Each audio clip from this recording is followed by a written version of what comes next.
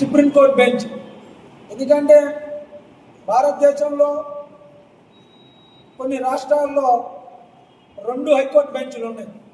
ఎందుకు 2 హైకోర్టు బెంచ్లు పెట్టారు? ప్రజలకు న్యాయం చేరువవ్వాలి.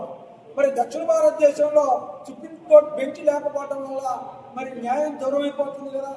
ఈరోజు కర్ణాటకలో 2 హైకోర్టు బెంచ్లు ఉన్నాయి, మహారాష్ట్రలో 2 హైకోర్టు బెంచ్లు ఉన్నాయి, ఉత్తరప్రదేశ్లో 2 హైకోర్టు బెంచ్లు ఉన్నాయి, పశ్చిమ బెంగాల్లో 2 హైకోర్టు బెంచ్లు ఉన్నాయి, మధ్యప్రదేశ్లో 2 హైకోర్టు బెంచ్లు ఉన్నాయి.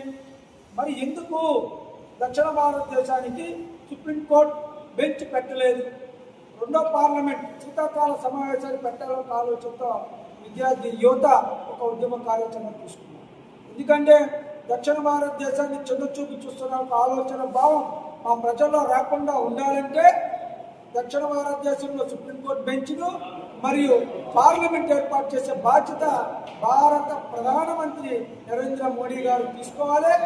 దీన్ని దక్షిణ భారతదేశంలో ఉన్న రాజకీయ పార్టీల్లో మరి ఉద్దండనైన శ్రీ నారా చంద్రబాబు నాయుడు గారు నాయకత్వం వహించి ఈ దక్షిణ భారతదేశానికి న్యాయం చేయాల్సిన బాధ్యత ఆయన మీద ఉందని చెప్పి ఆలోచన చేస్తున్నారు.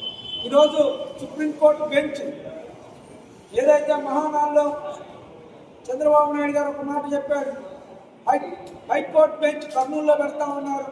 మరి దక్షిణ భారతదేశానికి సుప్రీంకోర్టు బెంచ్ తెస్తే ఎంత బాగుంటుందో ఆలోచించాలని చెప్పి ఒక డిమాండ్ తీసుకున్నాం. తెలంగాణలో ఉన్న ఓయూజేఏసీ, మరి మిగతా రాష్ట్రాల్లో ఉన్న విద్యార్థి యువత, మరి లాయర్లను, ప్రజా సంఘాలను మమేకం చేసుకొని ఒక ఉద్యమ కార్యాచరణ తీసుకుని వెళ్తామని చెప్పి విద్యార్థి యజమాని చేస్తారని తెలియజేస్తారు.